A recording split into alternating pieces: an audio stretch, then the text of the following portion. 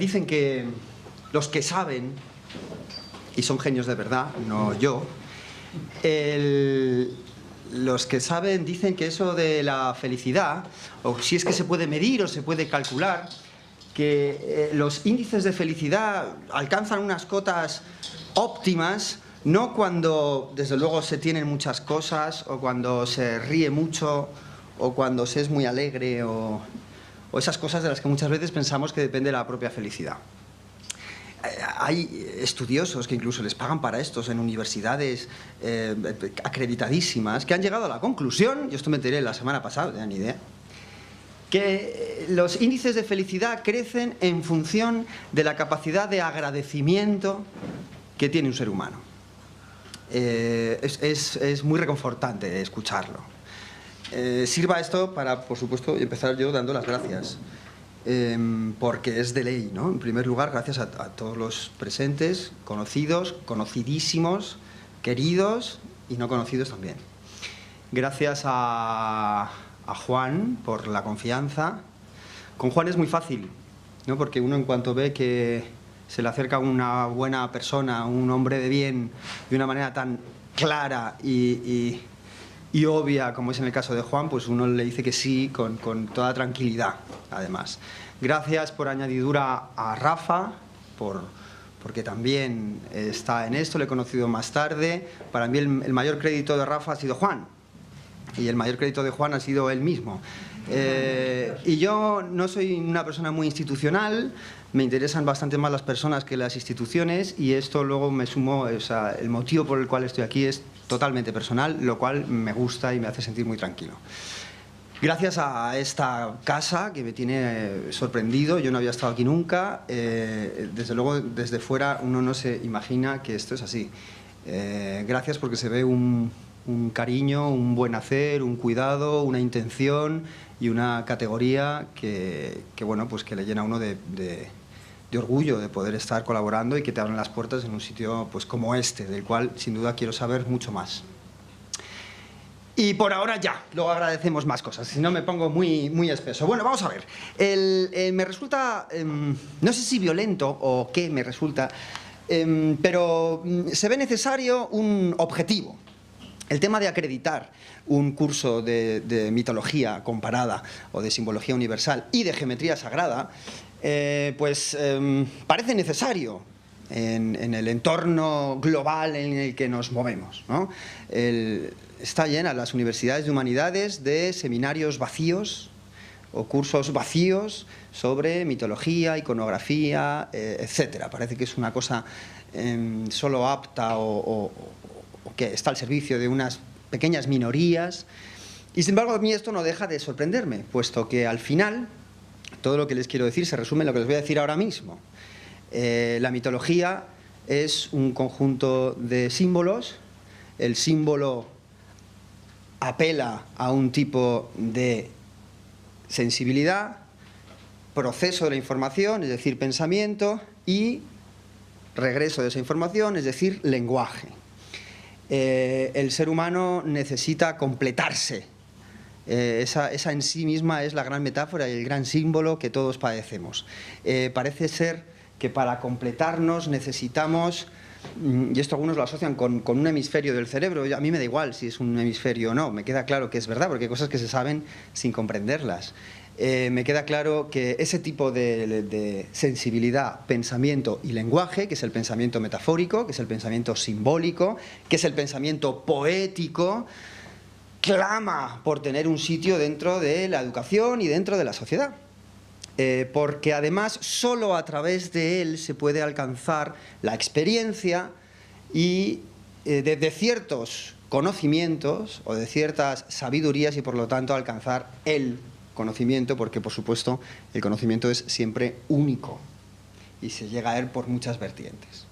Es decir, que estamos hablando de una necesidad vital del ser humano. Estaba claro, yo lo tenía clarísimo, que había que empezar con esta frase en griego, el gnosi se auton, ¿no? Griego, en latín, gnosce ipsum, es decir, conócete a ti mismo. Este es el objetivo. Lo digo prácticamente en todos los cursos, no es otro. En verdad es este. Lo podemos disimular de muchas otras cosas. Yo creo profundamente, soy director de escena, me dedico en muchos casos a veces al entretenimiento, lo cual me parece una bendición cuando realmente eso se hace bien. También puede ser entretenido y pasar un buen rato escuchando a alguien que con más o menos salero le cuenta unas historias mitológicas y habla de símbolos, etc. Bueno, puede ser.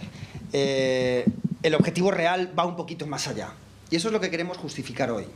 Es decir, para conocernos a nosotros mismos, en qué consiste eso, en qué medida necesitamos de ese pensamiento, de esa sensibilidad y de ese lenguaje simbólico, poético, metafórico, que nos aparece a través de dos grandes vías. Una, la mitología, y dos, la síntesis más elevada que existe del pensamiento simbólico, que es la geometría sagrada, entendiendo como geometría, no la geometría matemática que se enseña en los planes de estudios, sino la geometría en su componente trascendente, es decir, la filosofía y la mística del número, para entendernos la geometría pitagórica, ¿no?, como gran paradigma del mensaje simbólico. Evidentemente la cosa tiene grados. Es mucho más fácil acceder al mundo de la mitología para de ahí comprender lo que es un símbolo y hacer lo que hay que hacer con un símbolo, y ahora analizaremos de qué va esto. Es la herramienta primera, la más cercana, el mito, que nos habla de todos y de todo, para luego llegar a esa síntesis mucho más trascendente, un poco más elevada, más compleja y por eso bastante menos explorada y difundida, que es la geometría sagrada, en el sentido, insisto, pitagórico. Y quiero decir eso porque, aunque ahora vamos a desarrollar un poquito cuáles van a ser, bueno, al final, los contenidos de cada curso, el tema de la geometría es geometría pitagórica, sobre todo, en un entorno filosófico pitagórico, por lo tanto, presocrático, muy determinado, que se une a todos los movimientos neoplatónicos del siglo I, sobre todo del siglo I, los movimientos gnósticos y cristianos gnósticos entre el siglo I y el siglo IV. Lo que después se ha hecho con la geometría sagrada a mí me interesa menos y por lo tanto sé menos, ¿vale? Es decir, que yo miro para atrás en el caso de la geometría. Es aquí. Bueno, va. Dos cursos. Bueno, esto ya lo sabemos, ¿no? Vamos a ver. Teníamos unas ganas de empezar por esto. Esto ya... ya. Voy a ponerlo aquí. Me siento un poco estrella folclórica con un micrófono. Este es Segismundo, es uno de los grandes mitos de la literatura española.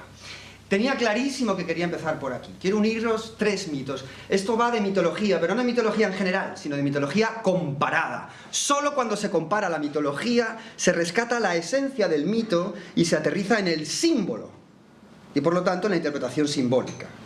La mitología sin comparar tiene un riesgo, y es una lectura única y una creencia o un prejuicio, pensar que ese mito dice la verdad. La interpretación de la mitología necesita de la comparación de la mitología. Por lo tanto, aunque aquí vamos a enfocarnos sobre el tema de las mitologías vinculadas a las tres grandes religiones monoteístas, en el fondo sigue siendo mitología comparada, porque lo que me interesa por encima de todo es demostrar o buscar o investigar los puntos en común simbólicos y por lo tanto trascendentes que tienen esas tres grandes vías espirituales, que no es que sean muchísimos, es que son prácticamente todos, no a nivel formal, pero sí a nivel simbólico y por lo tanto a nivel trascendente. ¿Esto tiene tintes ecuménicos? Sí, por supuesto.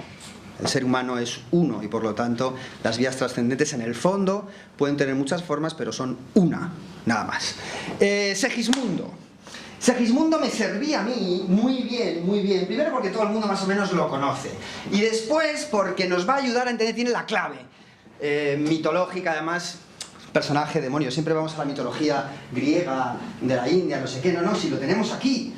Y si Segismundo es, para entendernos, no es que sea yo muy patriota, eso es nuestro. Lo digo sobre todo por la lengua, ¿no? Los que hablamos castellano. Y Segismundo, me permiten ustedes el inciso, dice eso de. Apurar cielos pretendo ya que me tratáis así. ¿Qué delito cometí contra vosotros naciendo? Y aunque si nací, ya entiendo qué delito he cometido. Bastante causa ha tenido vuestra justicia y rigor, pues el delito mayor del hombre es haber nacido. Estos son todos símbolos, ¿eh? Los símbolos no hace falta que sea un dibujito. Es haber nacido. Y sigue, tan solo quisiera saber para apurar mis desvelos y dejando a una parte, cielos, el delito de nacer, ¿qué más os pude ofender para castigarme más? ¿No nacieron los demás? Esto está diciendo un príncipe encadenado. Y si los demás nacieron, ¿qué privilegios tuvieron que yo no gocé jamás? Y sigue, y aquí viene la mitología. Nace el ave, y con las galas que le dan belleza suma, apenas es flor de plumas o ramillete con alas, cuando las etéreas alas corta con velocidad, negándose a la piedad del nido que deja en calma. Toma ya. Y dice, y teniendo yo más alma, ¿tengo menos libertad? Ave. 2. Nace el bruto, y con su piel, el bruto, el animal, nace el bruto y con su piel que dibuja manchas bellas, apenas signo es de estrellas gracias al docto pincel, cuando atrevido y cruel, la humana necesidad le enseña a tener crueldad, monstruo de su laberinto. Y yo, con mejor instinto, ¿tengo menos libertad? Nace el pez, que no respira. Aborto de ovas y lamas y apenas bajel de escamas entre las ondas se mira, cuando a todas partes gira midiendo la inmensidad de tanta capacidad como le da el centro frío. Y yo con más albedrío, ¿tengo menos libertad? Y ya lo remata, esto que viene ahora es lo mejor del siglo de oro. Nace el arroyo, culebra que entre flores se desata. Nadie lo ha dicho mejor. Culebra que entre flores se desata y apenas sierpe de plata entre las flores se quiebra, cuando músico celebra de los cielos la piedad que le dan con majestad el campo abierto a su huida. Y teniendo yo más vida, ¿tengo menos libertad? Y entonces ya se pone hecho un basilisco, llegando a esta pasión, un volcán, un Etna hecho. Quisiera arrancar del pecho pedazos del corazón. ¿Qué ley, justicia o razón negar a los hombres sabe privilegio tan suave, excepción tan principal, que Dios le ha dado a un cristal, a un bruto, a un pez y a un ave? Es facilísimo hacer esto. Está. Segismundo dice. ¡Chan, chan, chan, chan! Primera mitología comparada. El mito, por definición, se llama el mito de la caverna, que nos lo regala Platón en el libro séptimo de la República. Es imposible, cuando uno está haciendo mitología comparada y de repente o lee una obra de esta ve La vida es sueño, que uno ve a Segismundo encadenado, viendo un ave, viendo un animal salvaje, viendo un pez, que claro, nadie sabe dónde lo ve porque estaba en una torre, pero bueno, eso es error del guión. Viendo a un pez o viendo un arroyo y se está comparando con ellos y los está viendo y le están llevando a otra cosa. Esa es la definición de símbolo. Y eso es exactamente lo que ocurre aquí. Esto es una metáfora, el mito de la caverna no es solo una metáfora de la teoría del conocimiento de Platón, que es como se la sirven a los sufridos estudiantes de bachillerato de filosofía. Que está bien, porque por lo menos lo saben, pero no es solo una teoría del conocimiento, porque de hecho Platón no cierra ni explica las cosas. Las interpretaciones de un símbolo, y esto por favor, escuchádmelo bien, las interpretaciones de un símbolo son infinitas, porque el símbolo nos religa con algo trascendente, y lo trascendente tiene infinitas interpretaciones. Un símbolo jamás se conoce completamente, no se sabe completamente. Hay que convivir con ese símbolo porque constantemente se actualiza y nos revive, nos acompaña al ser humano, nos revive una información del tipo que sea, emocional, mental, corporal, espiritual, del tipo que sea, necesaria para algo. Y eso lo da el pensamiento simbólico. Esto no es solo una teoría del conocimiento. Resumimos, para ir al grano. Nos dice Platón, no lo vamos a leer aquí, había una caverna. En la caverna había unos hombres encadenados, por los tobillos y por el cuello, detrás de una pared. No veían la pared, solo veían el muro de la caverna. Y estaban ahí atados. Detrás de ellos había unos hombres, y mujeres que llevaban unos objetos, o animales, etc. Detrás de ellos había un fuego. Es que los símbolos son... Es que es bueno, es que es muy bueno. Esto no se ha hecho mejor, no vamos a mejor. Bueno, el fuego proyectaba la luz sobre estos objetos que mueven estos señores y por lo tanto daba una sombra. Estos señores, lógicamente, se piensan, como solo ven la sombra, que la sombra es la realidad. Porque además se mueve. Además, estos señores hablan. Entonces piensan que las sombras también hablan. Y entonces pues están allí mirando ese cine todo el tiempo. Y se piensan que esa es la realidad. Oh, sorpresa, que algo ocurre y de repente, este es el hecho mágico del cual habrá que hablar también largo y tendido, los hombres son liberados. ¡Cling! Cadenas fuera. Dices, ¡ah, qué bien! ¡No! Ahí empiezan los problemas. Miren ustedes, todos ustedes, por el hecho de estar aquí, hoy, ya han sido liberados, no por venir. Si no estuvieran liberados no habrían venido. ¿Qué demonios les van a contar ustedes de mitología? ¡No! Ya han sido liberados, es que ahí empiezan los problemas. Porque lo otro, chico, pues nada, a ver qué te ponen. Depende de lo que te echen, pues oye, qué bien la vida o qué mal la vida, más o menos. Pero de repente te dicen, no, levántate y anda. ¿De qué es eso exactamente? Y de repente el hombre se da cuenta de que, claro, de que se levanta, da la vueltecita al muro y dice, no, que no eran sombritas, que se parecen mucho, porque son la proyección en una pared como consecuencia de la presencia de este fuego, que es luz. Y la luz proyecta sobre los cacharros y justamente lo que no permite dejar la luz, esto es una metáfora bellísima, me genera el contorno de lo que yo creo que es la realidad, es decir, una ausencia de luz. Se me ponen los pelos de punta, sigo.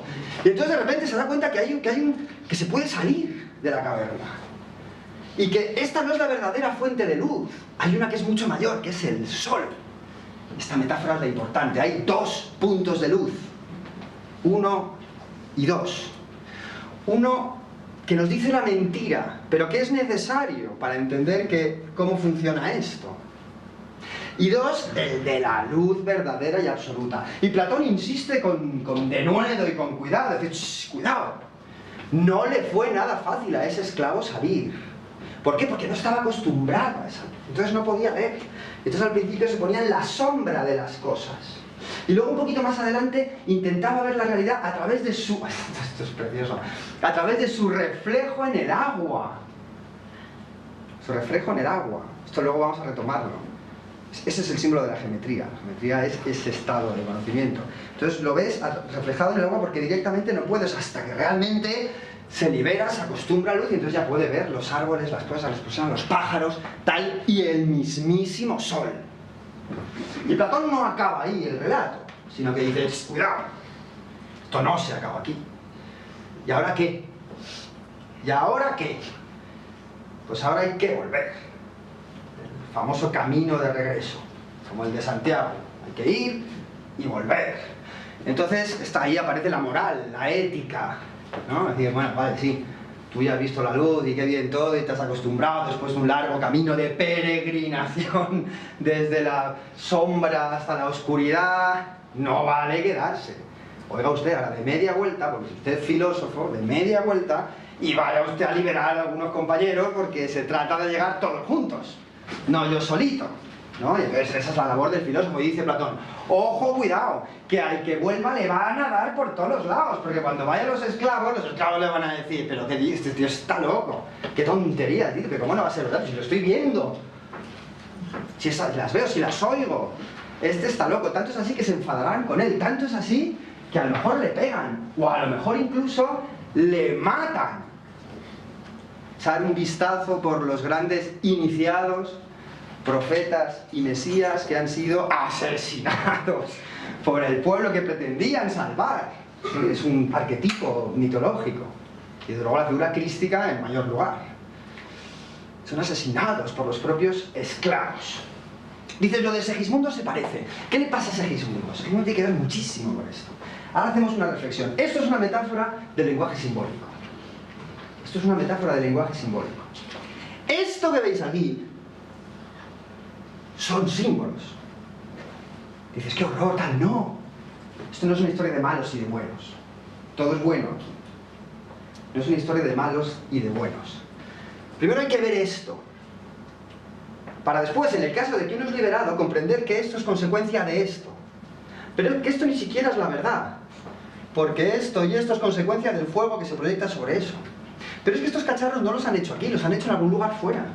Y la cosa es seguirle la pista a toda esta secuencia de visiones, cada vez, entre comillas, más reales, hasta llegar a la luz, que es el origen de absolutamente todo. Un símbolo es eso. Es un ente, puede ser un símbolo, puede ser una palabra, puede ser un cuento, puede ser un cacharrito, puede ser un dibujo concretito, sensorial, de lo que se ve todos los días y le das importancia o no, que me tiene que unir con otra cosa, con otra realidad. Fijaos qué le pasa a Segismundo. Segismundo está encadenado y de repente ve un ave volar y vuela y planea. Oye, eso es tan bonito que dice, el del nido que deja en calma, con esas frases maravillosas. Y de repente dice, y teniendo yo más vida, ¿tengo menos libertad? El ave no es el ave. El ave es su libertad. Y su libertad no es su libertad suya concreta de que me liberen de aquí, es la libertad. ¿Entendéis? El ave no es el ave, es su libertad, que no es su libertad, es la idea de libertad. Y luego ve al bruto, y con su piel que dibuja manchas bellas y tal, no sé qué. No es el animal lo que ve, porque él lo lleva a un plano superior, es decir, y teniendo yo más instinto, tengo menos libertad. Porque no ve simplemente un animal, ve la libertad de la que disfruta ese animal y por lo tanto su libertad y por lo tanto la libertad. Eso es un símbolo. Por eso ese monólogo es completamente maravilloso. Un símbolo es aquello que me da una información que tiene que ver con todos mis órdenes de existencia. Todos, absolutamente todos. Y si no, no vale. Será un signo, será otra cosa, pero no un símbolo. Y el último orden de existencia, el completamente metafísico, es inefable, no se puede explicar. Ni se puede ni se debe explicar. Pertenece a la experiencia y se comulga con él de maneras diferentes. Es un orden trascendente, completamente espiritual. Eso es un símbolo, con lo cual los símbolos hay que darlos con mucho cuidado. Son cosas que dicen mucho más de lo que dicen. No es simplemente una metáfora. Y tiene que apelar a todos los órdenes de existencia. La teoría del conocimiento de Platón, o el mito de la caverna, aparte de una metáfora de la teoría del conocimiento, es una metáfora del pensamiento simbólico, sí, y de muchas cosas más.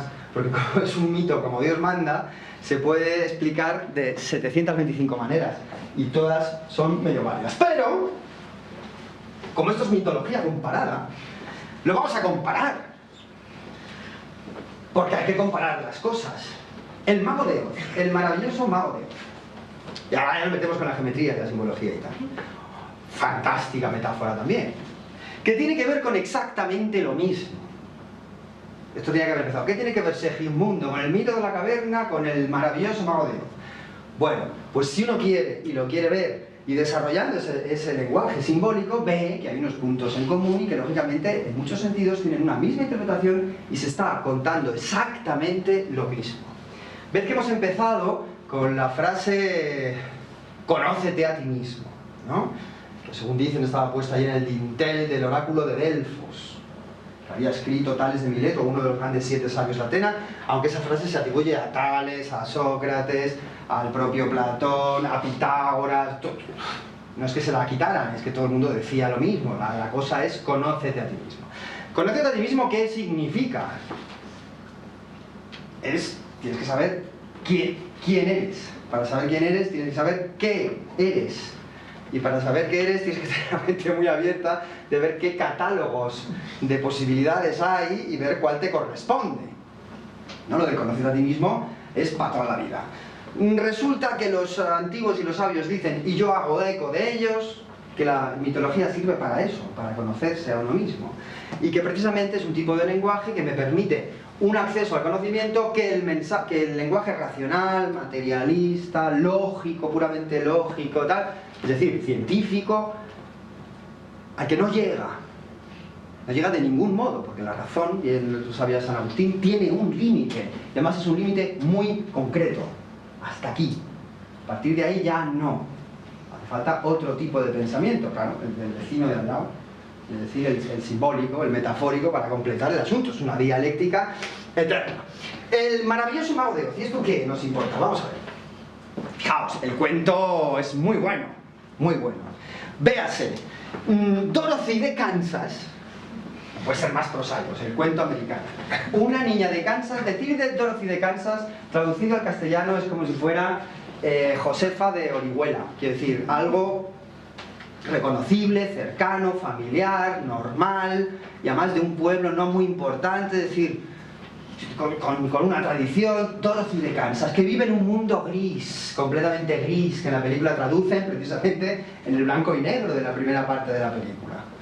Y de repente, si no, tal, un tornado impacta en su vida, lleva la casa volando y esa niña aparece en un país que desconoce, en el que todo es distinto y no. Y ella, por supuesto, quiere algo. ¿Qué es lo que quiere esa niña? Volver a su casa. Mito. El regreso al hogar. El regreso al Edén. El regreso de Ulises, la Odisea. Todo es ese mismo mito. La cosa es regresar. El regreso a la caverna. Hay que salir y hay que volver. Entonces es lo mismo. Ella quiere volver. Y entonces le dicen, pues mira, para volver esto es muy fácil. Que hay un camino, como me gusta decir esa palabra, un camino de baldosas amarillas. Coge y sigue. Y bueno, ¿y a dónde va? El camino lleva a un sitio que se llama la Ciudad Esmeralda. Ah, ¿tú lo has visto? No, nadie lo ha visto nunca. Ah, vale, ¿y ahí qué pasa? Pues hay un mago. ¿Qué me dices? Sí, un mago, el mago de Oz. Ostras, ¿y ese señor puede hacer que yo lo haga? Hombre, no va a poder. Si se puede todo. Ese lo puede todo, es omnipresente, omnisciente, todo es. Tú sigue el camino, que cuando llegues ya verás que ya has llegado y ya todo se soluciona. Una metáfora de la religión maravillosa, ¿no? Tú ve allí, que allí ya... Tú obedece y ve. Pero no es que vayas. Estoy diciendo que vayas ya, hombre, que es por ahí. Y resulta que es verdad, que es por ahí, ¿eh? No, pero claro. Pero sí está el mago, que sí. ¿No te lo crees? Sí, me lo creo, vale. Tiene que existir, porque si no, claro que yo no puedo volver a mi casa. Total, que la chica emprende el camino, como todo el mundo sabe, y ¡pah! Primero se encuentra con este caballero, que es un espantapájaros. Es que el símbolo este está fácil, ¿no? Que no tiene cerebro. Y entonces, ¡ay, Dios mío, estoy quedando sin cerebro! ¡Que me digas! ¡Pero qué faena! Sí, oye, ¿qué hacemos? Pues mira, no pasa nada. ¿Por qué hay un mate que creó todo esto en 7 días, o yo qué sé, que si tú vienes te da el cerebro completo? No me digas, sí, venga, vente, va. Y entonces se coge el cerebro y se van. Y de repente, se encuentran con uno que no tiene corazón. Ahí va. Mira, este no tiene corazón. Bueno, esto es fatal. De hecho, dice, sufro una barbaridad porque no tengo corazón. Sufro horrores. No me digas que no tienes, que mira, vacío, tom. Madre mía, qué disgusto. Pues nada, pues vente con nosotros. ¿De dónde vais? Pues aquí hay un mago al final de este camino que no sabe lo que es. Que es que te va a dar un corazón a mí también. No me digas. Sí, ¿te vienes? ¿Te lo crees? Sí, bueno, que me lo crees, venga, vámonos. Y ahí va, tal. Por el camino, este señor va demostrando que es el más listo de todos. Y este señor va demostrando que es el más sensible de todos, pero eso no se hace, que ellos siguen porque tienen que llegar a donde el mago. Y ya, por si fuera poco, ¡pah! Se topan con un león, que parece una cosa pero es otra. León, fiero, resulta que no, que es cobarde, que es completamente incoherente, su servo lo que es y que no sé cuánto, y que no tiene ánimo. No tiene ánimo. Ay, Dios mío, suspira y tal. Hijo, que mal está ya, es que es horrible la vida, un sinsentido. Yo es que no encuentro, yo es que me falta de todo porque soy una cosa, pero parezco otra, pero es que es de una incoherencia que no puede. No te preocupes. Tú quieres ser un león como Dios manda y tener ahí el valor y la garra y ser lo que tú eres. Sí.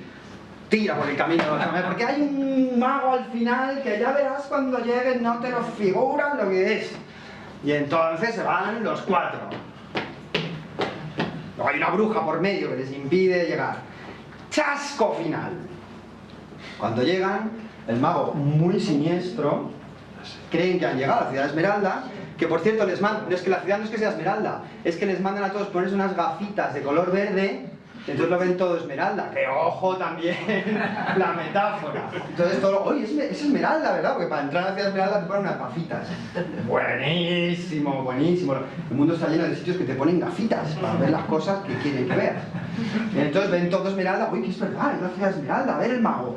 Y el mago seguro que le pusieron sobre las gafitas verdes unas gafitas de esas 3D que ves las cosas tal, y entonces ¡wow! Aparece un mago espectacular en un templo espectacular y ¡oh! ¡Dale el mago de Oz! Por fin hemos llegado, qué bien, oye, escucha que mira, queremos esto y tal, yo quiero volver a mi casa, yo estoy en corazón y tal, y entonces vale, dice el mago en un extraño tono prosaico, bueno, sí, pero no os lo voy a dar, No, antes te dejas de algo, no voy a dar esto. ¿Pero qué me dices? Pero esto no es el mago, llevamos andando un montón de rato. Y ya, pero esto es así, esto es lo que hay. Y lo que hay es que para daros yo todo eso tenéis que ir y matar a la bruja. No, hombre, por Dios, pero mátela usted, que para eso ustedes... No, tienen que ir ustedes. Lo estoy contando con toda la mala leche. Entonces, vale, tienen que ir ustedes. Bueno, pues si lo pide el mago, todo sea por tener lo que queremos. Y entonces, matan a la bruja, que resulta que era facilísima de matar. Y llegan ante el mago, oye, que ya hemos matado a la bruja. Venga, ya, ahora ya nos das todo lo que te hemos pedido, porque madre mía, el camino que hemos hecho y todo lo que hemos sufrido, y hemos llegado aquí, entonces ya, por favor. Y entonces llega el momentazo de ese libro, donde se cae el velo de Isis, que llamarían muchos, la Isis desvelada. Y entonces se ve que ese mago de Oz no es un mago, es un titiritero que hacía como fuegos artificiales y animaciones en 3D y hologramas y tal, pero que dice, mira, os voy a decir que no, que era mentira. ¿Qué me estás contando? Sí, que era mentira, que no, que soy igual que vosotros, que no, soy un señor, que me equivocaba aquí, con este chiringuito. Y entonces, pues bueno, habéis venido porque os lo habéis creído, pero vamos, que no, yo no puedo hacer nada de lo que... Orfandad divina, Dios mío, ¿qué hacemos? Nos han dejado aquí tirados y entonces, después de lo que hemos hecho. Hasta que el tío que es muy listo dice, pero vamos a ver, ¿tú no os habéis dado cuenta que este espantapájaros es un tío listísimo, que os ha sacado de todos los embrollos, que se le ha ocurrido todo constantemente, que gracias a su ingenio habéis matado a la bruja? Y en realidad, pues es verdad. Es que ya lo tenía el cerebro. Anda. ¿No os habéis dado cuenta que este hombre de hojalata, que parece que dice que no tiene corazón, se ha tirado llorando toda la bendita novela, y riendo, y abrazando, y queriendo, y sufriendo, y que tiene un corazón más gordo que nadie? ¿No os habéis dado cuenta? Ah, pues mira, sí, va a ser que sí, parece que sí. ¿Y no os habéis dado cuenta que el león, que estaba muerto de miedo, pero cuando había que vérselas ha enfrentado el tío como un valiente, aunque se moría de miedo por dentro, porque ahí está el chiste de ser valiente? Si no tienes miedo no puedes ser valiente. Claro, eres un temerario, pero no, valiente es cuando tienes miedo, claro, es condición sine qua non para ser valiente. Entonces, no, pues es verdad. Y claro, ahí viene el cuento, es fantástico, y dice la niña, vale, eso es muy bien, tenían todo, pero ¿yo qué? Porque yo en mi casa no estoy. Ya no vale, ¿qué tal? Yo no lo tengo. Lo que yo quiero no lo tengo. Y entonces es cuando le resuelven, hombre, no, esto era mucho más fácil desde el principio. Siempre podías haber ido a tu casa. Oye, chico, ¿pero qué me estás contando? Que sí, que siempre podías haber ido a tu casa. Pero, ¿y eso cómo va a ser? Pues porque, como en la película, ¿no? Los zapatos que te dio el hada, no sé qué, mira, si tú haces así 3 veces, en casa se está como en ningún sitio, golpea, pum, pum, pum, en casa se está... Y vuelve a su casa. Fin de la historia. Y dice, vamos a ver. Vamos por partes. Ese cuento sirve para muchas cosas, pero para una clase de simbología y de lo que es un símbolo, es lo máximo. Es lo máximo. Niveles de existencia. Vamos por partes. Ahora la pregunta es, ¿cuál es el símbolo? Todos son símbolos, ¿no? Pero ¿cuál es el símbolo del símbolo en el camino? Condición sine qua non para disfrutar de un símbolo, sin la cual no vengan a ese curso. Si no le pasa esto, pues no, pero vaya otro. Y hay muchos cursos, todo el mundo hace cursos, hay cursos sin parar. 1. Ser consciente de que la vida en algún momento es gris, pero gris. Es decir, oye, esto es como el día de la marmota, ¿no? Se parece todos los días uno a otro y es como un ciclo, ¿no? Esto ya no lo hice la semana pasada igual. Otras veces me estoy recogiendo al niño que no sé qué y estoy haciendo gris, digamos esa cosa gris. Esto se tiene que detectar. Si uno no detecta que su vida es exactamente gris, que se olvide. Es lo mismo que si el de la caverna no se da cuenta de que las sombras se repiten muchísimo, ¿sabes? Ese cacharro había pasado ya, ¿no? Y ese caballito que hay había pasado ya. Me están poniendo los mismos cacharritos una y otra vez.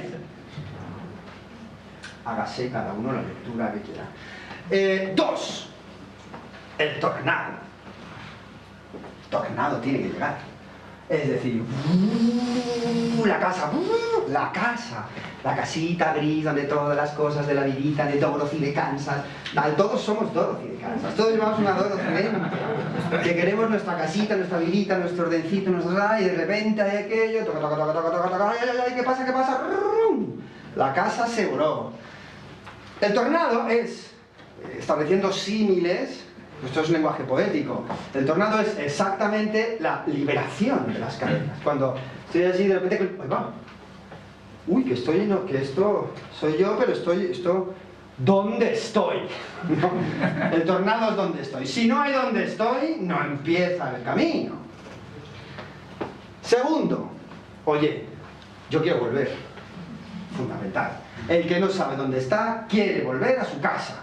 A lo mejor su casa no es lo que él se pensaba, porque no es la casa gris, pero él quiere volver a su casa. Lo importante es tener un objetivo. Quiero esto. Y entonces, cuando uno quiere esto, aparece la hada Glinda que le dice, pues mira, sigue por aquí. ¿Tú estás segura? Sí, por aquí. Oye, no, que te calles y camines. Levántate y anda, espabila, ponte a caminar. Entonces se pone en marcha. El que tiene un camino se pone en marcha. Ojito al dato, ¿eh? Esto, hagan ustedes una autoevaluación de cuál es su Kansas con el molinito particular, de cuál es su tornado, si es que ha ocurrido o no. Ocurre a veces, otras veces no, muchas veces, varias veces al día. Si uno deja que entre el tornado. Y 2, ¿cuál es el camino? Sin objetivo no hay camino.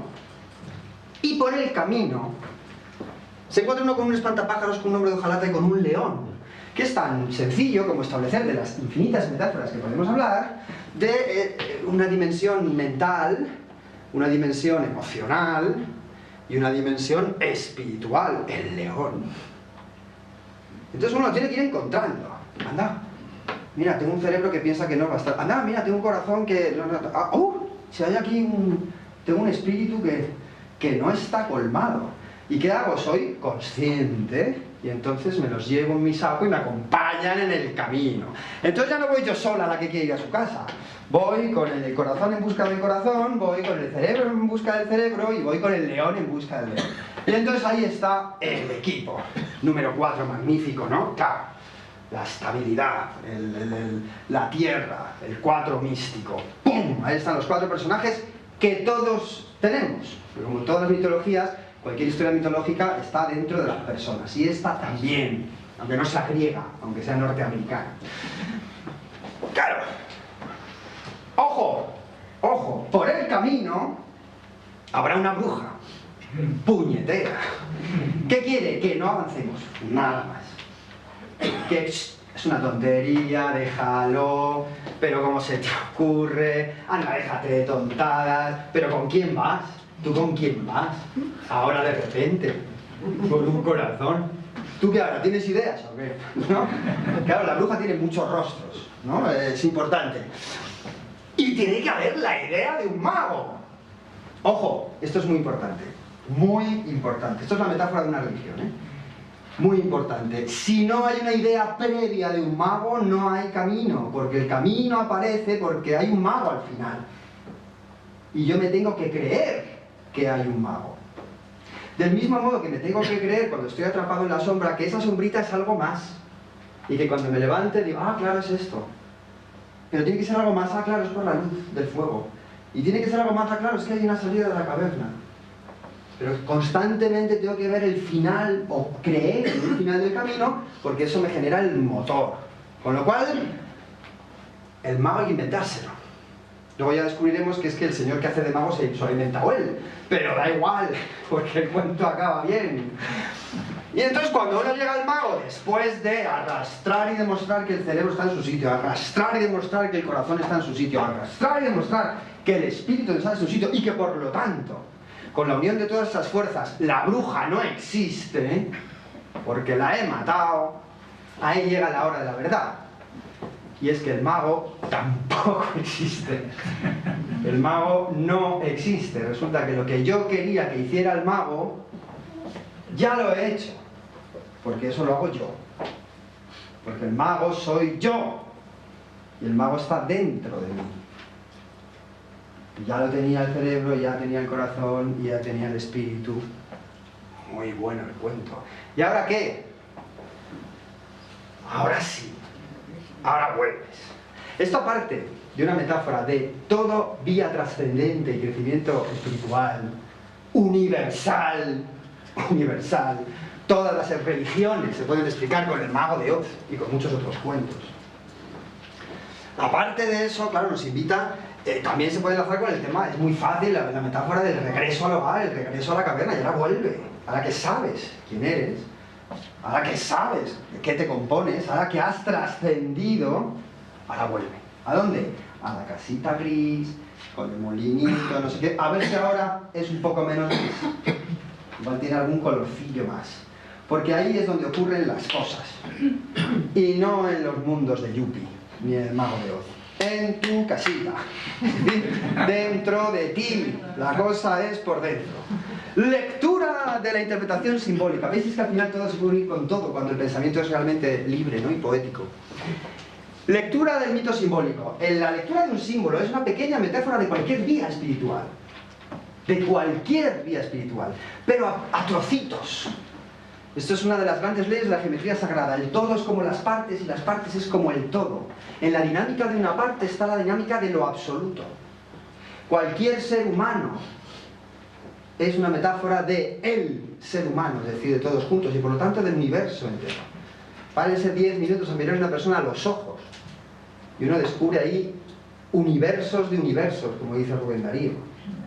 El todo está en las partes, si es que somos una parte.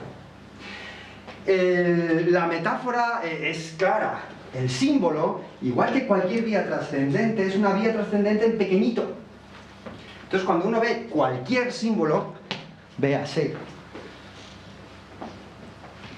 esto. Ya se pone la cosa. Algunos dirán, no, empieza con lo serio. El Mago de Oz. Cuando uno ve esto que veis aquí son sombras. Como me gusta decirlo. Son sombras en la pared. Dices, ¡qué horror! No, por eso hay que empezar. Al señor cuando lo liberan sigue viendo la sombra. La cosa que tiene que decir, oye, ¿esa sombra qué? Claro, si estuviera atado, pues esa sombra te la comes con patatas. Y la ves una y otra vez y, oye, y esto es lo que hay, la sombra. Pero cuando el tornado ha pasado, la sombra es como... ¿Esto de dónde viene? Entonces uno hace así, está viendo la sombra y hace así, como... Anda, es que está mirando al lado equivocado. Es que esa sombra está ahí por eso. Ah, amigo. Y es que esto no es esto. Esto me quiere hablar de otra cosa. Entonces en vez de la sombra veo el cacharrito, que ya es algo más que la sombra. Ya solo comprender que la sombra es un cacharrito de verdad es un paso importante en la vivencia de un símbolo. El objetivo del curso, del curso sobre todo de ambos, porque son el mismo curso, en verdad, es una tontería separar, ya veis, que ya todo se parece, ¿no? El objetivo del curso de todas las religiones es primero coger todos los prejuicios que tengamos y de la sombra ver el cacharrito, decir, oye, pero ¿esto de dónde viene? Y hacer posible ver qué fuego, qué diferencia hay entre una hoguerita y el sol. ¡Qué metáfora! Es que la poesía es lo máximo. Hay que leer poesía todos los días. ¿Qué diferencia hay? Que alguien lo diga, sí, por aventurarse y porque vea yo que me estáis escuchando. Ahora, entre una hoguerita y el sol radiante. Podéis hablar, sin miedo, no os podéis... El tamaño. El tamaño, más. La temperatura. La temperatura, más. La potencia. La hoguera la ha hecho el hombre. ¡Ay, qué bien! Parece que nos hemos puesto de acuerdo. Es artificial. Seguramente el sol es muchas hogueras juntas, pero como la parte y el todo son lo mismo. Todo casa. Esto es lo máximo en la simbología. Todo casa si uno tiene la voluntad de casarlo. Es que esa hoguerita es un trocito. Y esa hoguerita hay unos hombres que la han puesto, que se han puesto ahí, que están cuidando la hoguerita. Y dices, qué horror, porque con eso engañan a la gente. No, qué horror, no. Porque gracias a eso también han hecho los cacharros con los que se proyecta, se ve la sombra, que es el principio de todo. Y no es malo. Lo malo es estar encadenado. Pero lo que hay para salir de abajo arriba, todo es bueno. Esa es la vía trascendente. Con lo cual hay que honrar al fueguecito también. Y el fueguecito que está ahí, dices, ah, es que esto que yo he visto, es verdad esto que es por el fuego. Y el fuego es una primera luz. Ojo, la han traído los hombres. Hombres inspirados, muy inspirados. Que han sido luz, han sido una metáfora de la luz. El fuego es el símbolo de los grandes iniciados. Los grandes profetas, etcétera, los que arrojan una luz desde lo humano para iluminar un tipo de realidad que se convierte en sombras para decir, es el punto medio. Fijaos dónde está. ¿Os acordáis en el dibujito? Estaba justo en el centro. Pero claro, hay del que se detiene en el fuego. El hombre que hace el fueguecito no es el final. El buen profeta y el buen filósofo y el buen maestro es el que cuando ve que se dan cuenta de el fuego dice, pasa que yo no soy, que hay uno mucho más grande que yo, mucho más grande que yo, del cual yo solo he cogido un trocito. Ese mito se llama Prometeo, el que roba el fuego a los dioses para dárselo a los hombres. Es el fuego del espíritu, claro. Entonces, una vez que efectivamente se quita del medio el hombre capaz de iluminar la caverna, entonces es cuando el otro sigue y sale a la luz del sol, verdadera experiencia única, personal e intransferible. Intransferible. No se la va a poder contar a nadie. A esto se llega en soledad. Esto es como nacer y como morir. Nos pongamos como nos pongamos. Solos. Con una puerta solo cabe uno. Y ahí se llega, con lo cual... Joder, me estoy poniendo muy profundo, oye, esto está... Sí. Estos son sombras. Benditas sombras. Cargadas de significados. Ojo, cuando veamos esto, o esto, o esto, lo primero es saber, es ser esclavos. Y ver qué se ha hecho con esas sombras. Y qué rumorean los de los cacharros, que yo no les veo, pero me están dando unas pautas y tal, tal. Si realmente nos ha ocurrido el tornado y la chispa está lista, vamos a ver de dónde vienen esas sombras. Dice, ¿cómo es el cacharro? El cacharro verdadero, que es el que ha puesto el señor de la hoguera para yo ver la sombra. Y ya lo máximo sería que quitáramos al señor del cacharro, a los profetas, a los fundadores de las religiones, y fuéramos al ojo del huracán. ¿Que cuál es? El sol, demonios. Platón diría la idea del bien, otros dirían el amor, otros dirían Dios. Cada uno que lo llame como más le guste, porque todos los nombres son válidos. En el fondo es lo único que hay. Lo único que hay y el único objetivo de hacer todo lo que hacemos según nos levantamos por la mañana. Eso, sea lo que sea. De lo cual, por cierto, somos parte. Trocito. Pero como el trocito y el todo es lo mismo, todo eso está dentro de nosotros. Y eso es conocerse a sí mismo. Eso es. El objetivo es encontrar, a través de este pensamiento simbólico, trascendente, que el sol lo apreciamos no porque está ahí, sino porque está dentro. Eso es todo. ¿Cómo? Y yo qué sé, ¿qué herramientas? Cada uno que se busque la vida. Entonces, mucho cuidado, porque esto no es una clase de simbología de las religiones. A ver, la cruz. Y la cruz significa, claro, un diccionario de símbolos, ¿qué es?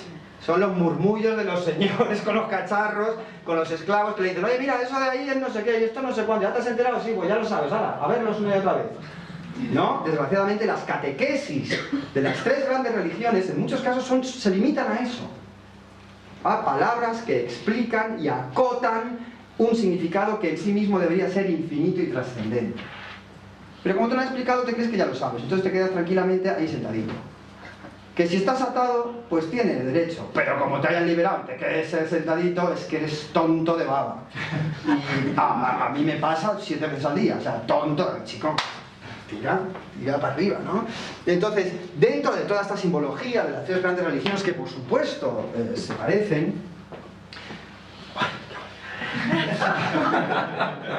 es que verdad, ya me callo porque ya sé que son, o sea, no quería dar clase hoy, esto es para sentar un poco las bases y que veamos qué tipo de comunicación queremos establecer, ¿no? Y por dónde van los tiros. Voy a romper una carta por la geometría sacra.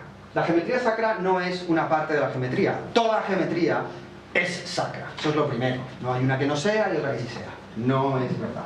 La geometría sagrada es seguramente el lenguaje simbólico más, si lo voy a decir sin tapujos, elevado al que podemos acceder.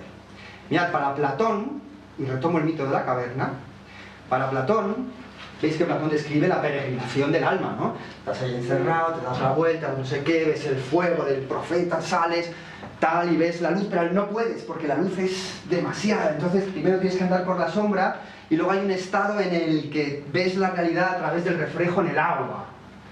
Para Platón, eso era la geometría. Ahí es la geometría. Por eso dice no entre en la academia quien no sepa geometría.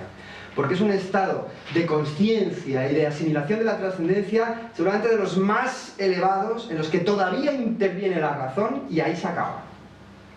¿Cuál es el final del pensamiento simbólico racional? La geometría. Fin. A partir de ahí empieza lo misterioso, el misterio, que solo se puede llegar por otras vías de conocimiento y por otros pensamientos no lógicos, sino analógicos, simbólicos, poéticos, etc. Pero el límite de esa poesía es la geometría, que tiene una componente absolutamente racional, y ahí en la clase haremos la raíz de 2 y la de 3 y lo otro, y el phi, ¿no? que es pum, pum, pum, pum, y a la vez una interpretación completamente metafórica. Ahí se acaba. Y esto no lo dice Platón, lo dice San Agustín, lo dice San Jerónimo, lo dice Arias Montano, lo dice Juan de Herrera, lo dicen los que han manejado estas cosas, ¿no? Hasta ahí. Pero sobre todo lo dice Platón, qué demonios, y además en el mito de la caverna. Y ese es el espejo. A partir de ahí hay que mirar de frente, y las cosas ya no tienen forma. Pero el grado de abstracción simbólica máximo, a través de lo cual se pueden explicar todos los símbolos previos, es la geometría. Porque si os fijáis, detrás de todo esto, ¿qué hay? Geometría. Geometría y nada más que geometría. Y esto intenta ser el leitmotiv, la síntesis visual, el anagrama, ¿no? Diríamos, oye, qué feo, el logotipo, qué feo, palabra. No, y no está hecho porque sí, no es un diseñador gráfico que contrataron, oye, venga, que vamos a hacer una religión, que es tal, ¿qué se te ocurre? Pues venga, un triángulo así. No. Estos son símbolos muy antiguos. Entonces, la herramienta para escudriñar esto, hombre, podemos investigar en el curso, pues, liturgias, textos sagrados, lo que vamos a hacer. En el fondo, cada una de las 3 religiones las vamos a examinar bajo 3 planos.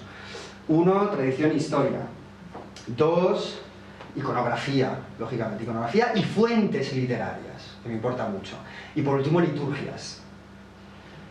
Sobre todo para ver que se parecen muchísimo. Ese es el objetivo de ese curso. Cómo se parecen y de dónde vienen, y al final se parecen muchísimo entre todas, porque Dios es uno, y si Dios es uno y el hombre también es uno, demonios, el camino de Dios hacia el hombre es uno, que se adquiere de muchas maneras, pero por todos los sitios se llega.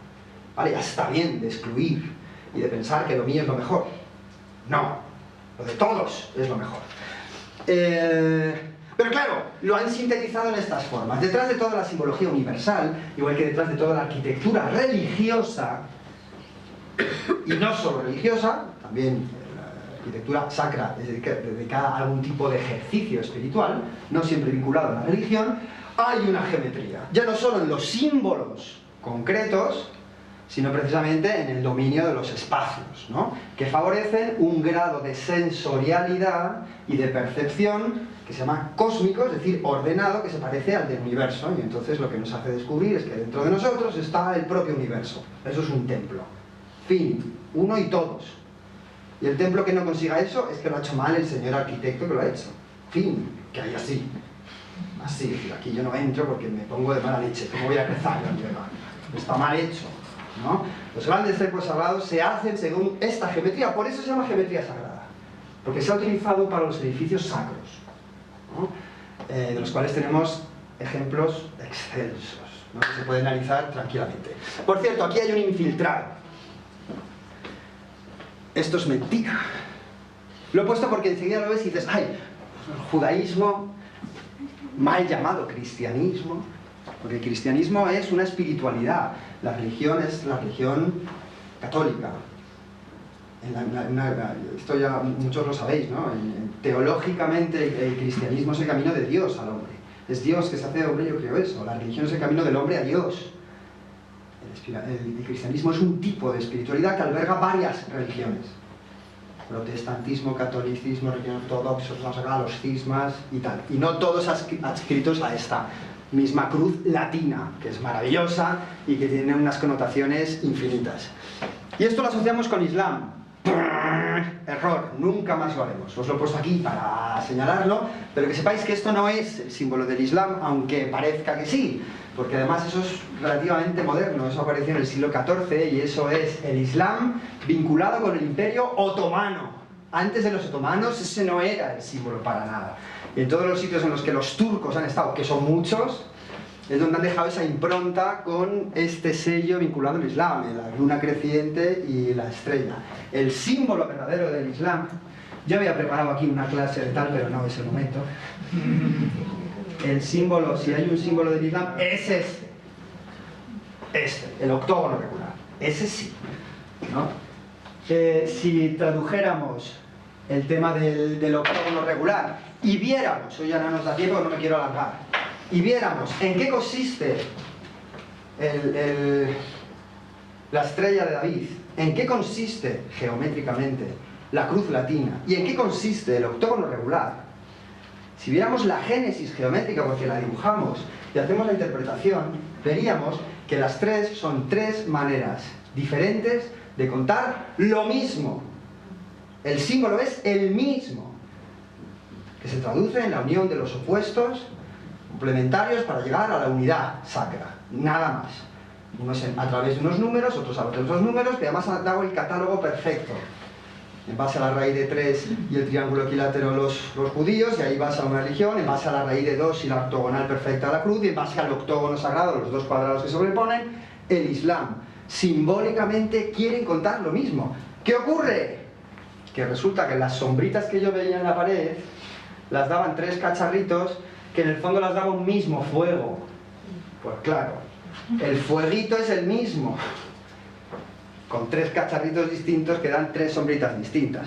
Y ahí andan los encadenados a puñetazos porque el mío es mejor, pero si está alumbrado por el mismo fuego.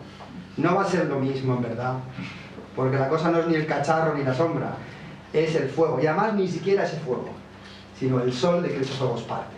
Hasta aquí. Muchas gracias, que os he contado un rollo.